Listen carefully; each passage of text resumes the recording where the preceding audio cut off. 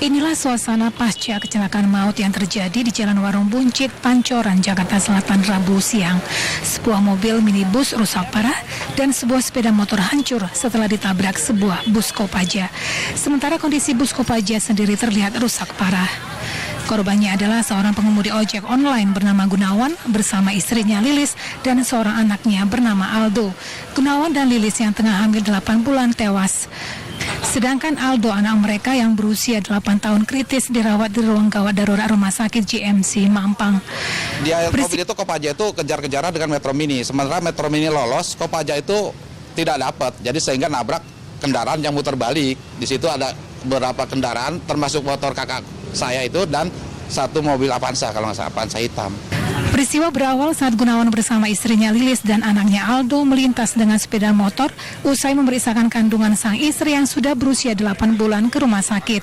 Namun di pertengahan jalan, bus Kopaja 612 jurusan Ragunan Kampung Melayu melintas secara ugal-ugalan dan langsung menabrak satu keluarga ini serta menabrak satu mobil minibus di lokasi. Warga yang kesal dengan ulah sopir Kopaja langsung menghancurkan bus yang ditinggal lari sang sopir. Namun tak lama sopir Kopaja berhasil diamankan petugas ke Mapolsek Pancoran. Kini sopir Kopaja tersebut telah ditetapkan sebagai tersangka. Di jalur busway ya? Kan nggak boleh bang di jalur busway bang. Terus itu pengendara motor lagi ngapain bang? Bisa ditabrak bang? Itu kalau ketenggor bukan saya itu bang. Banyak dari mental orang.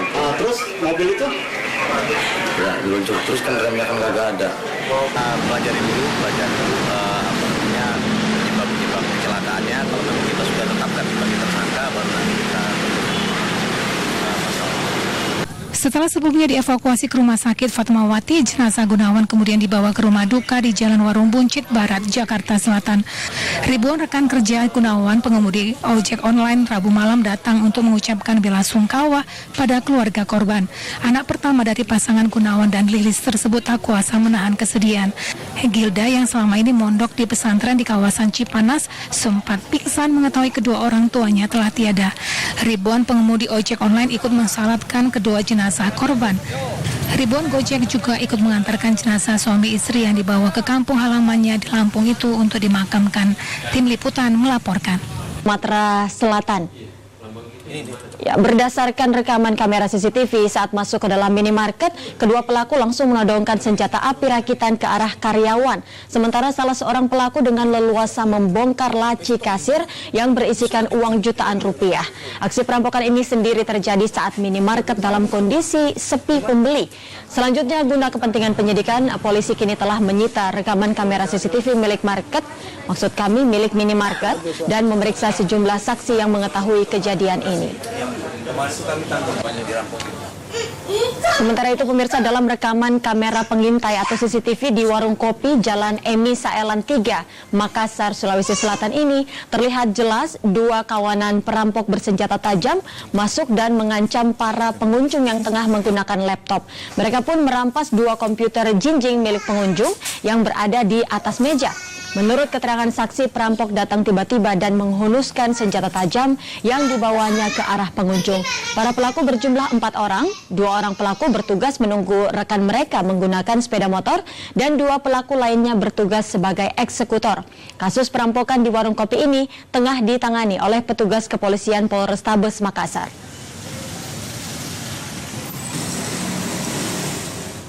Kita kembali ke Jakarta. Pintu perlintasan kereta api kembali menelan korban jiwa. Seorang pria Parubaya Rabu malam kehilangan nyawa setelah ditabrak kereta api jurusan Rangkas Bitung Kota di perlintasan Kebayoran Lama, Jakarta Selatan.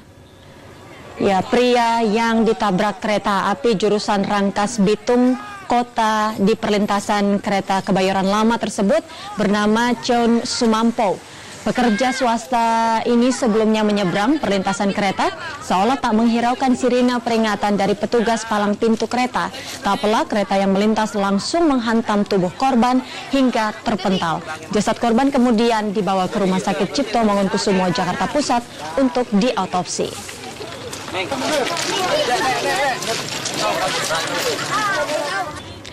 Penemuan sesosok mayat wanita tanpa... Tiba-tiba pria berusia 34 tahun ini membekap dan berusaha menjerat leher korban dengan lakban. Namun ulah pelaku mendapat perlawanan dari Yeni hingga keduanya bergumul di lantai. Mendapat perlawanan sengit dari korban, Sofyan pun memilih kabur tanpa berhasil menggondol barang incaran. Berbekal kamera CCTV, petugas Polsek Pademangan akhirnya membekuk Sofyan tidak jauh dari rumah kos. Petugas juga menyita seutas lakban, tas dan helm yang digunakan tersangka saat beraksi. Kepada polisi, tersangka Nenek. Ya suaminya nganterin langsung menghilang aja. Kabur. Iya, langsung kabur aja udah. Pakai apa, Pak? Pakai motor Beat, tahu warnanya atau nggak tahu ya? Ada kata tetangga yang tahu mah depan belakang nggak pakai nomor. Aparat kepolisian dari Polres Purwakarta awalnya menduga Neni merupakan korban kecelakaan lalu lintas. Namun saat mengetahui muka korban penuh lebam, polisi mencari suami korban untuk dimintai keterangan. Banyak sekali lebam-lebam dan memar ya di kepala dan di kaki. Mungkin dan kami bawa korban ke rumah sakit. Jenazah korban berada di ruang jenazah Rumah Sakit Umum Daerah Bayu Asih. Selanjutnya akan dibawa ke Rumah Sakit Hasan Sadikin Bandung untuk diotopsi.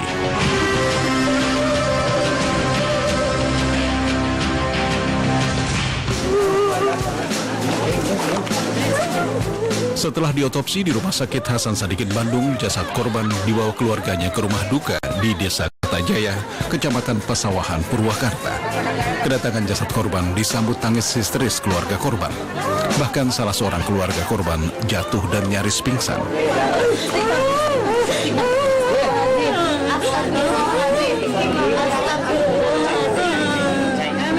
Berdasarkan hasil otopsi, korban tewas akibat penganiayaan.